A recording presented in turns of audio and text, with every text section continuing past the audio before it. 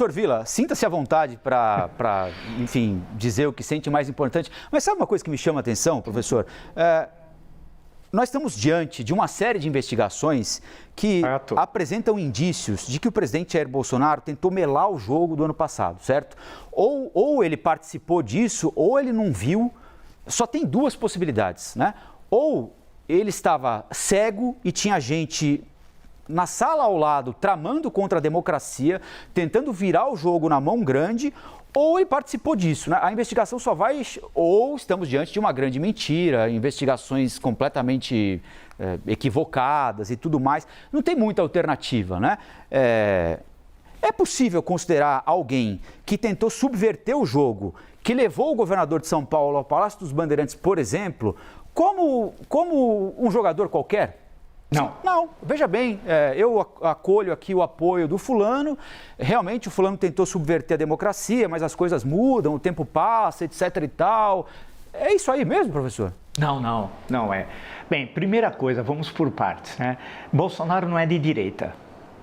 Direita, historicamente, na Primeira República, foi o Partido Republicano Paulista, o Partido Republicano Mineiro e o Partido Republicano Rio-Grandense, que dominaram a história política 1889 e 1930. E entre 1945 a 65, a União Democrática Nacional, que tinha Aleomar Baleiro, Prado Kelly, Afonso Arino Melo Franco, Adalto Lúcio Cardoso, Carlos Lacerda, todos teriam vergonha do Bolsonaro e o expulsariam da UDN se fosse o caso, com absoluta certeza. Basta conhecer a história do UDN. Ele não é de direita. Quem trama contra a Constituição, o Estado Democrático de Direito, é extremista, não é direita. Ponto 1. Ponto 2. Ele está inelegível, acho que ele não recebeu a notícia. E ele não pode continuar atacando os poderes constituídos como está fazendo. E, além disso, você destaca um ponto central. As investigações estão indo muito rápidas no segundo semestre. E foi ele o responsável pelo 30 de outubro. E aí voltamos à discussão que eu falei, a teoria do domínio no fato, Klaus Roxin, que foi usada e abusada na ação penal 470. Né? Então, não há. Ele vai ser pego no contrapé.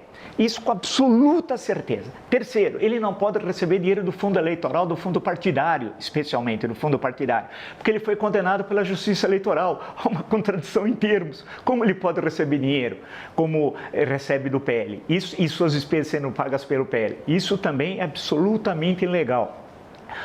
Quarto, ele como um mau militar e saiu com desonra do Exército, né? Basta ler o tenente-coronel Pellegrino e o laudo que fez dele, então, em 1983, ele sai depois, quando ele queria explodir o Rio de Janeiro em 1986. Se você olhar a questão militar básica, ele não estudou, as questões de teoria de Estado-Maior, que ele não chegou lá, né? A primeira coisa, a primeira batalha dessa guerra é agora, 2024. E quem estiver nas grandes cidades onde a política mesmo está derrotada, Bolsonaro é tóxico, com quem ele estiver está derrotado, em São Paulo, Rio, BH, Salvador, Fortaleza, Porto Alegre e assim por diante. Porque ele tem todo esse problema no segundo semestre, do primeiro semestre inelegível, segundo semestre as ações golpistas e o ano que vem a ação da justiça propriamente dita. Rapidamente com relação a Tarcísio, ele precisa estudar um pouco, né? Estudar faz bem. Primeiro, saber onde vota em São José dos Campos, é a primeira coisa que ele não sabia. Lembra-se? Entrevista clássica. Segundo, cancelar a inelegibilidade do Bolsonaro, de onde ele tirou isso? Ele, pelo jeito, desconhece a legislação. Terceiro, ele foi um fato anômalo na história de São Paulo. Não é que São Paulo não teve governadores que não nasceram aqui, teve Bernardino de Campos, Washington Luiz, Jânio Quadros, por exemplo, né? Albuquerque Lins. Poderia citar vários na República Velha e na República Populista. Mas eles tinham vida política em São Paulo, né? Ele não tem, nós sabemos. Então, quando ele faz essa afirmação, ela não tem sustentação legal em relação à inelegibilidade, ele desconhece a política paulista.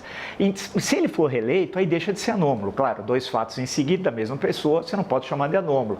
Dificilmente o será. Porque até a 26 tem muita história, tem eleição municipal.